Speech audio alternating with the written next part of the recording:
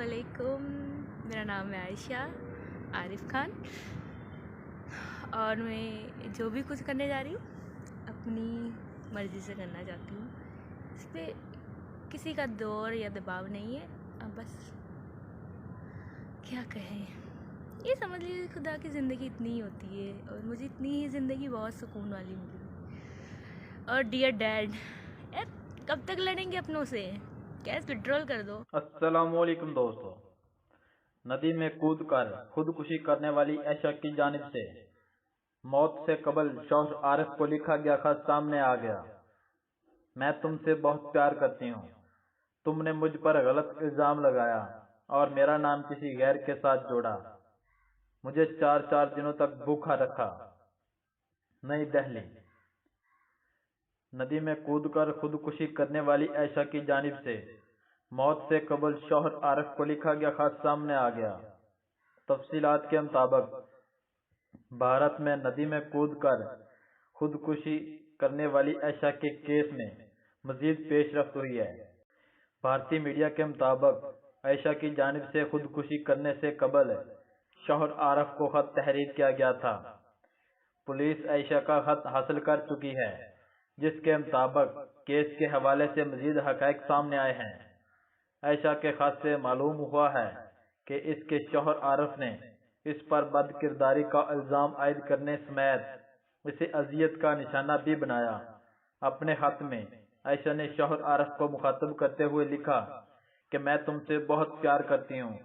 तुमने मुझ पर गलत इल्जाम लगाया और मेरा नाम किसी गैर के साथ जोड़ा। मुझे 4 दिनों तक भूखा रखा। आयशा ने शौहर आरिफ से कहा कि तुमने मुझे इस बात की सजा दी जो मुझसे हुई ही नहीं। तुमने मुझे परेशान किया। इस खत के अलावा पुलिस का बताना है कि आयशा और इसके शौहर के दरमियान आखिरी गुफ्तगू की तफसीलात भी सामने आ गई हैं। आयशा के शौहर आरिफ ने इस आखिरी गुफ्तगू में अपनी बीवी के साथ इंतहाई संगदिली के साथ बात की। आरिफ ने आयशा से कहा कि अगर वो मरना चाहती है तो मर जाए और अपनी वीडियो भेज दे। दोनों के दरमियान 72 मिनट की गुफ्तगू हुई। पुलिस ने रिकॉर्डिंग हासिल कर ली। पुलिस के मुताबिक अपनी बीवी आयशा की मौत की खबर सुनने के बाद आरिफ घर से फरार हो गया था, जबकि ये मामला अदालत में पहुंचने के बाद मुकम्मल तौर पर नया रुख भी इख्तियार कर गया।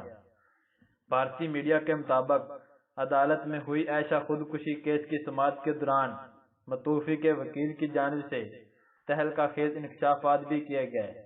वकील ने बताया कि आयशा का शौहर एक बदकिरदार शख्स है, जिसने राजस्थान से तल्लुक रखने वाली लड़की से नाजायज तल्लुकात कायम कर रखे थे। आरिफ अपनी बीवी आयशा के सामने इस लड़की से वीडियो कॉल पर बात करता और बीवी को ज़हनी अजियत पहुंचाता था। बात सिर्फ नाजायज तल्लुकात की ही नहीं, बल्कि आरिफ अपने ससुराल वालों को भी ब्लैकमेल कर रहा था। आरिफ अपने ससुराल वालों से पैसे लेता और फिर ये पैसा गर्लफ्रेंड पर लुटाता था। आयशा के अहले खाना बेटी की खातिर खामोशी से दामाद को पैसे देते रहे। इस तमाम मामले में आयशा को अपने ससुराल वालों के तशद्दुद का भी सामना करना पड़ा। आरिफ के अहले खाना आयशा को तशद्दुद का निशाना बनाते और जहेज का मुतालबा करते थे। ये इंकशाफ भी हुआ कि खुदकुशी से कबल आयशा हामला हुई थी, ताहम शौहर की जानिब से दी जाने वाली अजियत के बायस हमल जाया हो गया था। मजीद बताया गया है कि पुलिस आयशा के शौहर को गिरफ्तार कर चुकी है। वाज़ेह रहे कि गुज़श्ता हफ्ते से भारत में ससुराल वालों के तानों से तंग आकर नौजवान लड़की ने नदी में कूदकर खुदकुशी कर ली थी। लड़की की खुदकुशी से कबल बनाई गई वीडियो सोशल मीडिया पर अब भी वायरल है।